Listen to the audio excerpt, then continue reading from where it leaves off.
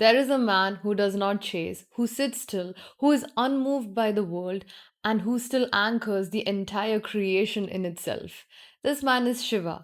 And in today's video, I want to take example of Shiva from the Hindu mythology and depict how he is a great example of the divine masculine himself. Now, before we start, I want to say that this is not a religious video. I'm not promoting any religion in this video. However, I'm taking inspiration from Shiva from the Hindu mythology in order to actually convey what divine masculine actually looks like, because these are things which has been taught to us since ancient times, and we can use these concepts in our modern day relationships as well. And I will also speak about how he showed up in his relationship with Shakti. If you're new here, I'm Vesh and I'm a men's relationship coach, and I help men heal from their traumas, attachment issues, and wounded masculinity in order for them to pursue meaningful connection with women. Now, if you are someone who has any unresolved traumas, abandonment issues, or even if you want to work on your attachment style like the anxious or avoidant attachment, you can reach out to me through Instagram. DM me the keyword coach through the Instagram link I have mentioned in the description box below. Firstly, let's talk about the stillness that Shiva actually represents. In a world that tells men to prove, perform, and pursue, what does Shiva do?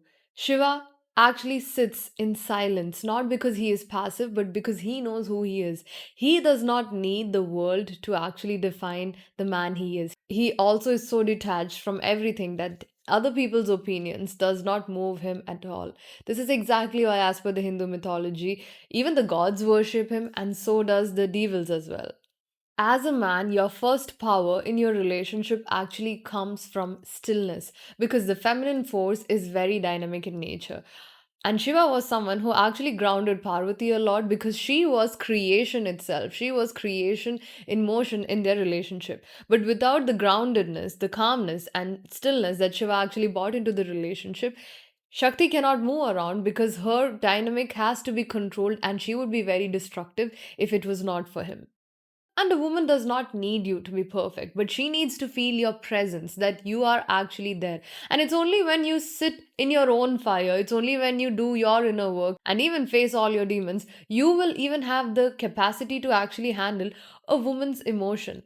Else, what happens? You shut down, you get defensive because you do not have the capacity to actually deal with emotions in itself because you have never dealt with yours. The second thing I want to talk about is how Shiva actually represents conscious power and not control. Now, if you look at it, Shiva is actually very powerful, but he is not dominating. He does not dominate over Shakti. He brings about destruction in the world whenever it's needed, which actually aligns with his duty. Even in love itself, he never controls Parvati. He actually honors her. He supports her sovereignty. He allows her to be autonomous, which is why she also takes on the fierce roles of other goddesses like Kali as well, because she in itself is whole. And he only awakened to Parvati when she actually found wholeness within herself and gave Parvati that opportunity to be in a relationship with him when she showed up in full devotion after she realized her own divinity. So, what this shows us is as a masculine man, you do not need to control her, but you need to stand in your own power. You need to have your boundaries and you need to have your own integrity. And this is something only a man who knows his worth and who does not need validation from the external world can do. And in the relationship, you do not have to be the loudest in the connection to actually prove a point. You just need to be grounded in your own self and you just need to be calm in your own presence where nothing outside you can actually even shake you. The third thing I really want to focus on is how he is the lover of Shakti and about the sacred union between them. Now, he waits for Parvati even after she passed away as Sati in her previous incarnation. However, he does not seduce her, he does not chase her, he does not manipulate her.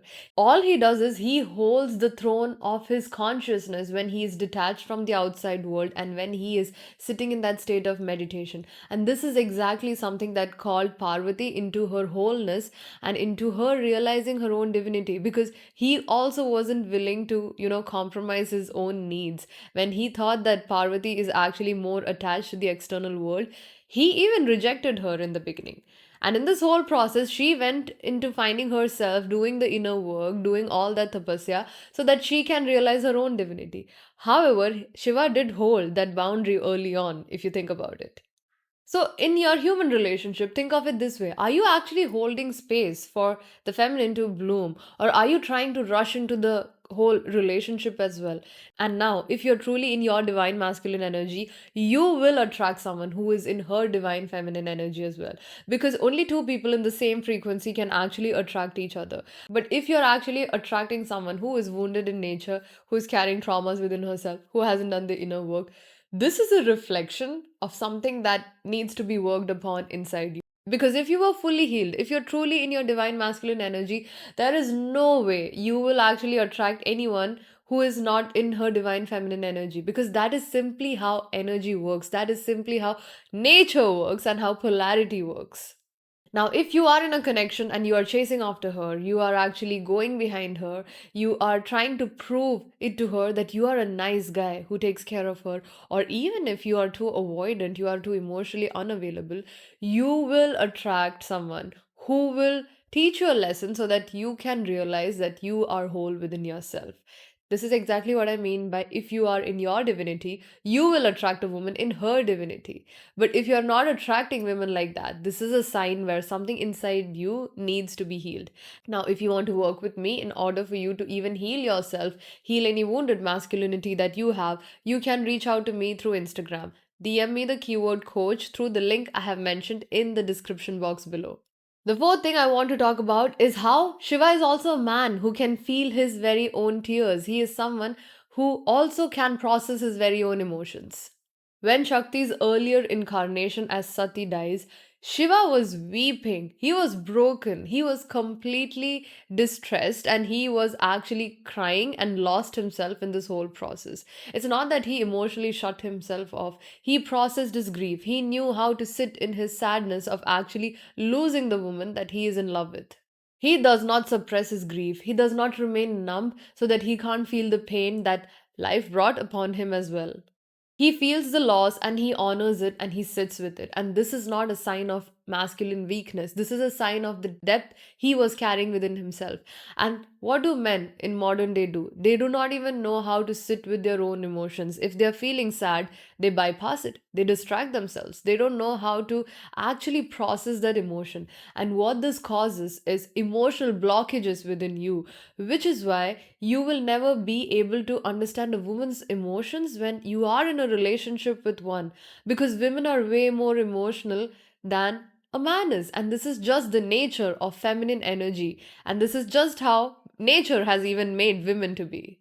As a man, your emotional range, be it anger, which, if expressed in a healthy way, be it sadness, be it pain, these emotions are not your enemy.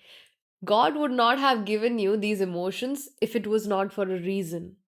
And processing these emotions is actually a gateway to real intimacy. You need to sit with your stress. You need to sit with your sadness, pain, everything that has happened to you in your past life and process them out so that you can start clearing that from your body. The fifth thing I want to talk about is how actually Shiva practices detachment and not avoidance.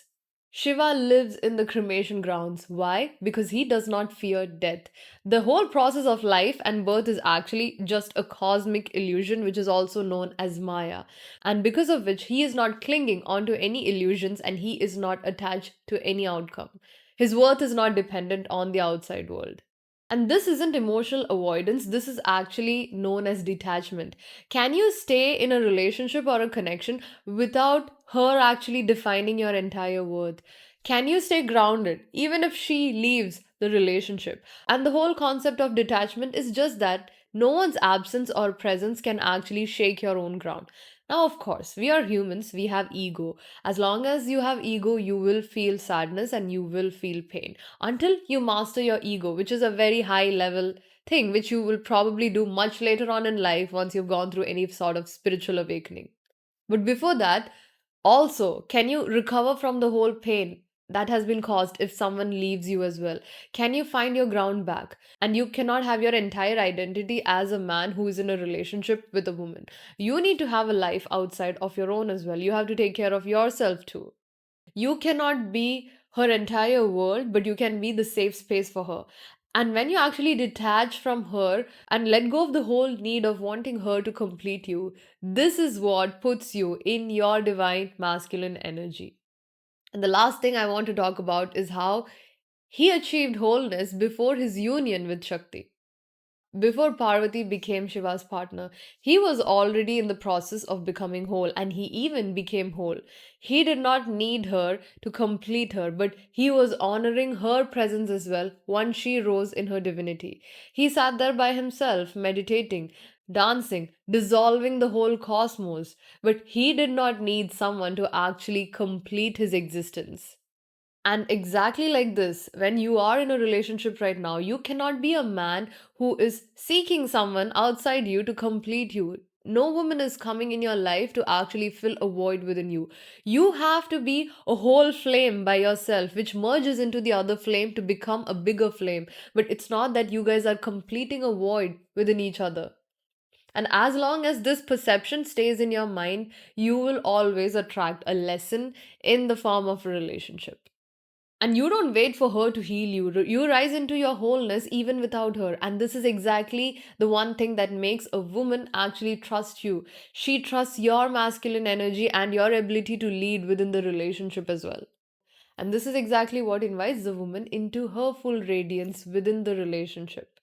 So many men today are actually chasing love, validation, and success, but rarely do they sit in silence with their own self, trying to understand who they are as a person. You are not your job, you are not the money that you make, you are not the relationship that you are in. You are pure stillness, you are pure consciousness, and when you realize this, is when you actually enter your divine masculine era. So I hope this episode was helpful, and I'll see you guys in the next one.